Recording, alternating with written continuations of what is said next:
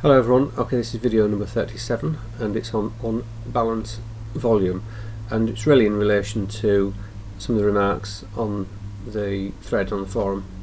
So if we just have a recap to see what we're talking about. So G had posted a chart up, sorry I'm not logged in, this is a bit on the flies this video. So it was the FOMC meeting, the news, and it was about setting the Gary OBV in advance 30 minutes before the event, and there was obviously a channel breakout on the news, and E3 has obviously said that he's never had much luck with the OBV because it tends to jump out of the channel and then back in again, and of course we've got some excellent posts down here, thank you, and it really is saying that the unbalanced volume will jump about like a devil sometimes until the candle has closed.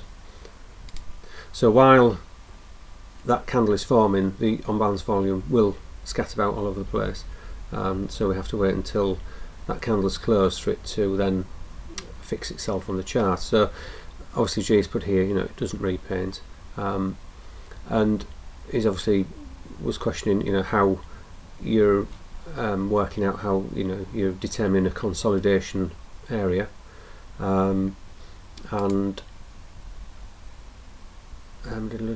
yes, it mentions here about I have a proprietary indicator for that. I have had a look on the internet to see if I could find any box breakout indicators. There's plenty out there, but none that really slapped me across the face and said this is the one you want. So we shall carry on looking. And he's mentioned about ADX and the Bollinger Bands, which I'll come to in a minute. What I want to do first of all is just have a look at how the on balance volume does jump about. So I'm going to bring this up here, and you have to bear with me while I just make sure the settings are right. So what I'm going to do is I'm going to load onto the chart a template, and we'll put this one on. So let's just zoom in a little, and we can see how that unbalanced volume moves about. It'll be a bit quiet at the moment because of the Asian session here. So the slider bar here allows me to speed it up and slow it down. Okay, so you can see that moving, can't you? So let's get a little bit further. So we'll come to right, London Open now, and if I put a line in here, you can see how the unbalanced volume obviously does move about. Now it'll give you a reference point, and until that candle's formed we don't know exactly where it's going to finish up. You see how it's coming out now, and the chances that it'll come back again, and this is obviously what we're talking about. So you can see here it has actually broken through there. I zoom in a little bit.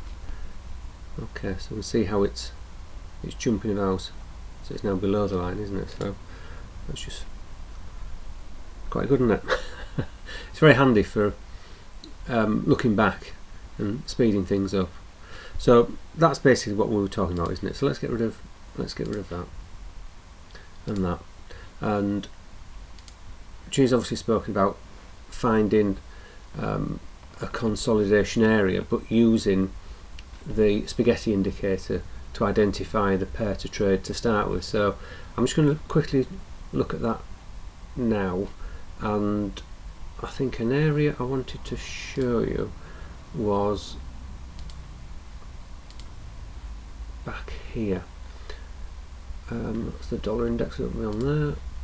Oh, I seem to have lost everything. Right, okay, let me just load a chart onto here. Templates. Let's put on here, and let's bring up the euro dollar. We're on a 15-minute chart. So let's just go back here. So one problem I did find with the Bollinger Bands, I'm going to just put one on here now. There we go. This is the standard. So we got a big move here, and we got this consolidation area here after a big move, plus we're getting later on in the day here, but the bands are distorted because of this big move. This area here of consolidation the band should really be quite narrow, so just bear that in mind with the Bollingers. Let's just get rid of that. List, delete, and let's also put on the ADX. I've preset this up so it's set to 14 and there's an 18 level. You see I put an 18 level in here. Now that area there, it did actually dip below, didn't it, the 18. Okay, so that was one point I wanted to bring up. The other is, let's have a look at the spaghetti template, load template. Okay, so how can we use this to identify an area? Now there was an area back here that was a real good example, if I can find it. Here, you see how they're really flat are the lines, aren't they? So this is on the euro dollar again, and it's that area I was just on, wasn't it? So let me just put a line in here, in sort of roughly the middle of there, and let's just zoom out.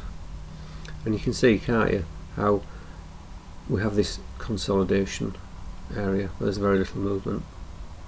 So we'll go back out again, and you'll be able to see again that the lines here are very flat, aren't they? Okay, let's just go back to the site again. So obviously Jude's mentioned here, trading breakout starts with proper consolidation area definition. And we just spoke about the ADX and the Bollingers there. And also, please bear in mind that all the above recommendations are valid only after you choose the proper currency pair to trade based on currency strength indicator, which by itself will increase your winning chance by 66%. So we've covered that. The other thing I'd like to just cover, and I'll just bring this up, it's a commercial site. I have no affiliation or connections to this, but it's on balance volume, and there was a chart here that I thought was very good. If I just bring this up, so at the bottom here we've got on balance volume. One thing to bear in mind is that some of these on balance volume indicators are not quite the same.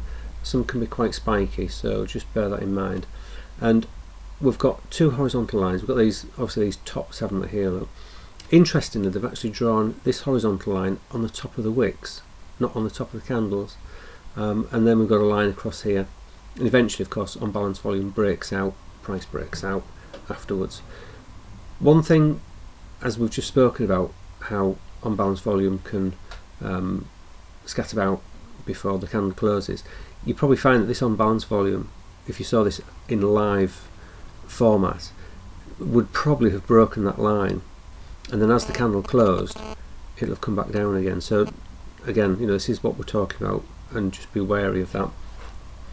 But it's a good chart. It gives a very good example how the on balance volume broke out a couple of days before the price actually broke out, which is obviously what we're talking about. I'll post a link to this page on the forum because it is interesting. It's about how the on balance volume is calculated, confirmation of breakouts, divergence, of course, I'm sure you all know about that. We've got higher highs formed here on the price and lower highs formed on the indicator. So this is obviously running out of steam, isn't it, because the on balance volume is diverging from the price. And also it talks about trend lines on OBV, so trend lines and breaks of those trend lines and confirmation. You see this area here, look, it hasn't broken through, but it has on here. So I'll post a link, and it just was a good example. It's one I found on the internet. I think that's all I wanted to talk about for now. I'm struggling for time to put videos on, so apologies for the lack of videos. Okay, bye now.